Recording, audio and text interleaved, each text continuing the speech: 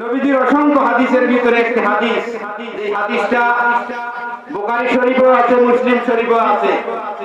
এই হাদিসটাও তেলাওয়াত করেছি, এর উপরে কিছু আলোচনা করব। আল্লাহ তাআলা তৌফিক দান করুন, সকলে বলে আমিন। সম্মানিত হাজিরিন, আমরা বর্তমানে যে জায়গাটায় বসে আছি, হাদিসের ভাষায়, যদিও লোক কম, হাদিসের ভাষায় নবীজি বলেন মাজালিসুল ইলম হিয়া রাওযাতুম মিন রিয়াদিল জান্নাহ। যেই জায়গায় ইলম সম্পর্কিত আলোচনা করা হয়, কোরআন এবং হাদিসের আলোচনা করা হয়, ওই জায়গাটা আল্লাহর জান্নাতে পরিণত হয়ে যায়। চিৎকার করে বলেন সুবহানাল্লাহ। তাহলে আমরা যেই জায়গায় বসে আছি এটা হচ্ছে জান্নাত। কথা বলেন ঠিক কিনা? জান্নাতের বাগানে আমরা বসে আছি, ঠিক কিনা বলেন? বসলে লাভ কি? লাভ কি? আল্লাহ তাআলা, আমার আগের বক্তা বলেছে, আল্লাহ মানুষকে তৈরি করার ঘটনা বলেছে। আল্লাহ যখন মানুষ তৈরি করবে, যখন ফেরেশতাদেরকে জানালেন এই কথা যে আমি প্রতিনিধি তৈরি করতে যাচ্ছি দুনিয়ায়, ফেরেশতারা বলেছিল আল্লাহ আপনি এমন কাউকে তৈরি করবেন যারা দুনিয়ায় গিয়া ফাসাদ সৃষ্টি করবে, রক্তাক্ত ঘটাবে। এই জন্য আল্লাহ তাআলা বলেছেন ইন্নী আ'লামু মা লা তা'লামুন, নিশ্চয় আমি যা জানি তোমরা তা জানো না। এই জন্য বান্দা যখন ভালো কাজ করে আল্লাহ তাআলা তখন ফেরেশতাদেরকে দেখায় দেয় যে আমার ফেরেশতারা দেখো আমার বান্দা কত বাধ্যগত, আমার বান্দা আমাকে ভয় করে, আমার বান্দা কত ভালো কাজ করে। কথা বলেন ঠিক কিনা? কিন্তু বান্দা যখন খারাপ কাজ করে তখন ফেরেশতারা আল্লাহকে বলে আল্লাহ তোমার বান্দা দেখো কত নিকৃষ্ট খারাপ কাজ করে, তখন আল্লাহ লজ্জিত হয়ে যায় ফেরেশতাদের কাছে।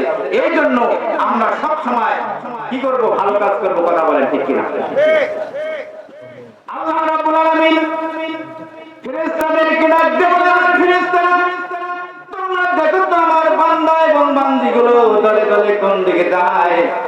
আল্লাহ দেখে, তারপরে ফেরেশতাদেরকে জিজ্ঞাসা করে। কথা বলেন ঠিক কিনা? কি আল্লাহ দেখে না?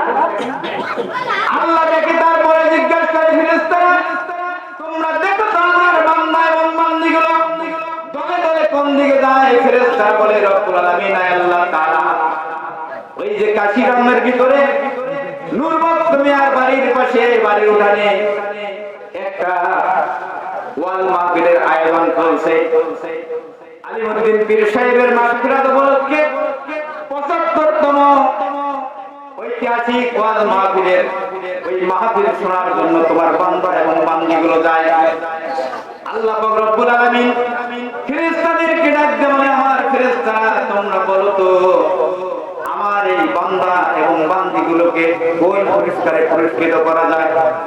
ফেরেশতারা বলে রব্বুল আলামিন আল্লাহ তাআলা তুমি তোমার বান্দা এবং বান্দীদেরকে কোন পুরস্কারে পুরস্কৃত করবা এটা তুমি ভালো জানো। আল্লাহ পাক রব্বুল আলামিন বলেন আমার ফেরেশতারা আমার এই বান্দা এবং বান্দীগুলো বাড়ির থেকে ওই মাহফিল শোনার জন্য যায়, আমার বান্দা এবং বান্দীর পায়ের নিচে তোমরা তোমাদের নূরের পাখা বিছায় দাও। জোরে বল সুবহানাল্লাহ। শুধু এখান থেকে শেষ নয়, আল্লাহ রাব্বুল আলামিন বলেন আমার ফেরেশতারা আমার যেই বান্দা এবং বান্দীগুলো মাহফিল শোনার জন্য দলে দলে যায়, আমার বান্দা এবং বান্দী বাড়ি থেকে শুরু করে যতগুলি কদম ওই মাহফিল পর্যন্ত হাঁটবে, যতগুলি পা হাঁটবে, আমার বান্দা এবং বান্দীর প্রত্যেকটা কদমে কদমে ১০টা করে নেকি তার আমলনামায় লিপিবদ্ধ করে দাও। জোরে বল সুবহানাল্লাহ।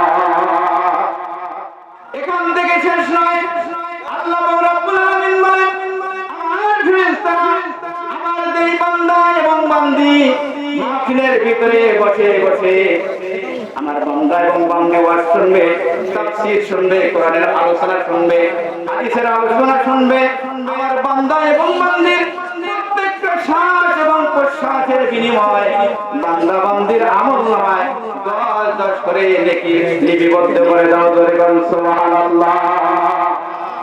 আল্লাহ রাব্বুল আলামিন বলেন আমার ফেরেশতারা আমার যেই বান্দা এবং বান্দীগুলো ওই মাহফিলের ভিতরে বসে বসে পবিত্র কোরআনুল কারীমের তেলাওয়াত শুনবে, বক্তা তেলাওয়াত করবে, এক একটা হরফ তেলাওয়াত করবে, বক্তার আমলনামায় ১০ নেকি লিপিবদ্ধ করা হবে। আর যারা বসে বসে শুনবে আর ফেরেশতা তাদের আমলনামায়ও এক একটা হরফের বিনিময়ে 10,000 টাকা করে নেকি লিপিবদ্ধ করে দাও। জোরে বলুন সুবহানাল্লাহ। শুধু সওয়াব আর সওয়াব। তাহলে আমরা এখনো বাইরে কোনো কথা বলা ঠিক কিনা? আমি উদাহরণ আহ্বান জানাই, এখনো যারা দাঁড়িয়ে আছেন, দোকানে আছেন, আপনারা তাড়াতাড়ি করে জান্নাতের বাগানে এসে বসে পড়ে। এখানে বসলে সওয়াব আর সওয়াব। আল্লাহ রাব্বুল আলামিন বলেন, ওয়াইদা কুরিয়াল কুরআনু ফাসতামিউ লাহু ওয়া আনসিতু লাআল্লাকুম তুরহামুন।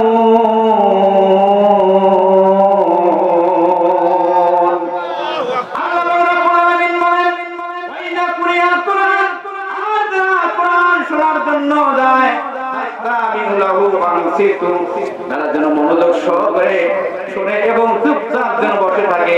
তাহলে আমি আল্লাহ রাব্বুল আলামিন তাদের উপরে রহমত নাযিল করে দেব। জয় বলেন সুবহানাল্লাহ। আর যারা কাফের, যারা বেঈমান, যারা কোরআন মানে না, হাদিস মানে না, আল্লাহকে মানে না, নবীকে মানে না, তাদেরকে আল্লাহ কোরআনের ভাষায় কাফের বলেছেন। এদের ব্যাপারে আল্লাহ রাব্বুল আলামিন বলেন, ওয়াকালাল্লাযীনা কাফারু লা তাসমাউ লিহাযাল কুরআনি ওয়ালগাউ ফীহি লাআল্লাকুম তাগলিবুন। আল্লাহ রাব্বুল আলামিন বলেন, ওয়াকালাল্লাযীনা কাফারু, যারা কাফের তারা বলে, লা তাসমাউ লিহাযাল কুরআন, তোমরা কোরআন শুনতে দিও না। আর যদিও যাও, ওখানে গিয়া তোমরা লাআল্লাকুম তাগলিবুন, ওখানে গিয়া তোমরা হট্টগোল করবা, ওখানে গিয়া তোমরা গন্ডগোল করবা, যাতে করে ওই যারা তাফসীর মাহফিলের কমিটি তার চাইতে যেন তোমরা বিজয়ী হয়ে যাও। জোরে বলেন নাউযুবিল্লাহ। তাহলে কি গন্ডগোল করা যাবে? আল্লাহর নবী নবী মুহাম্মদ রাসূলুল্লাহ সাল্লাল্লাহু আলাইহি সাল্লামের উপরে যখন কোরআনুল কারীম নাযিল হলো, নবীজি যখন কোরআনের তেলাওয়াত শুরু করে দিতেন, সমস্ত মানুষ আল্লাহর নবীর জান্নাতি কণ্ঠে কোরআনের তেলাওয়াত শুনতেন, চিৎকার করে বলেন সুবহানাল্লাহ। সুবহানাল্লাহ। ওই সমাজের ভিতরে, ওই সময়ে মক্কার ভিতরে কিছু কবি সাহিত্যিক ছিল, তার মধ্যে সবচাইতে বেশি ভালো কবিতা লিখতে পারে এবং নিজে গাইতে পারে, তার নাম ছিল ওয়ালিদ ইবনে মুগিরা। এত সুন্দর কবিতা লেখে, এত সুন্দরভাবে কবিতা পড়ে, মানুষ যখন সে কবিতা পড়া শুরু করে দেয়, হাজার হাজার লোক তার কবিতা শোনার জন্য ভিড় জমায়। কিন্তু আল্লাহর নবী যখন পবিত্র কোরআনুল কারীমের তিলাওয়াত শুরু করে দেয়, ওয়ালিদ ইবনে মুগিরার কাছে একটা লোক যায় না, সমস্ত মানুষ আল্লাহর নবীর কোরআনুল কারীম তেলাওয়াত শুনে চিৎকার করে বলেন সুবহানাল্লাহ। সুবহানাল্লাহ। ওয়ালিদ ইবনে মুগিরা এরকম কবিতা বাইর করে এরকম পড়া শুরু করে দেয়, অনেক সুর দেয়, কিন্তু একটা মানুষও আসে না। ওয়ালিদ ইবনে মুগিরা চিন্তা করে গেল, আরে আমার কবিতা এত সুন্দর, কেউ আসে না, কারণ কি? একজন সংবাদ দিল, ওয়ালিদ তোমার কবিতা আর কেউ শুনবে না।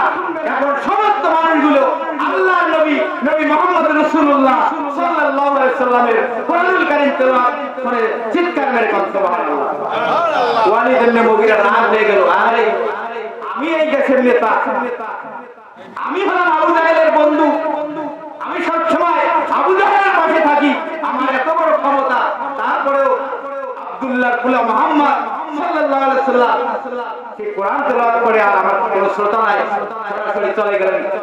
নবীজি যেখানে কোরআন তেলাওয়াত করতেছে ওই জায়গায় চলে গেলেন, দাঁড়িয়ে দেখে হাজার হাজার মানুষ, কেউ বসে কেউ বা দাঁড়িয়ে আল্লাহর নবীর তেলাওয়াত শুনতেছে। এবার ওয়ালিদ ইবনে মুগিরা সরাসরি আল্লাহর নবীর কাছে চলে গেলেন। ওই সময় আল্লাহর নবী সূরা ইউসুফ তেলাওয়াত করতেছিলেন। সুবহানাল্লাহ বলেন। সুবহানাল্লাহ। এবার সূরা ইউসুফ তেলাওয়াত করে সাথে সাথে ওয়ালিদ ইবনে মুগিরা কাউকে না মেনে একবারে সরাসরি আল্লাহর নবীর কাছে চলে গেছে। চলে যাওয়ার পরে আল্লাহর নবীকে বলছে যে মুহাম্মদ, তুমি যদি তোমার কোরআনুল কারীম তেলাওয়াত বন্ধ না করো, তাহলে তোমাকে কিন্তু আমি এখানে শেষ করে দেব। এই কথা যখনই বলেছে, আল্লাহর নবী আরো জোরে জোরে কোরআনুল কারীম তেলাওয়াত শুরু করে দিয়েছে, চিৎকার মেরে বলেন সুবহানাল্লাহ। সুবহানাল্লাহ। আমরা হলাম মুসলমান, আমরা সেই নবীর উম্মত, আমাদেরকে যারা কোরআন কোরআনের এই মাহফিলে বাধা দেবে, আমরা কখনোই থেমে থাকবো না। কথা বলেন ঠিক কিনা?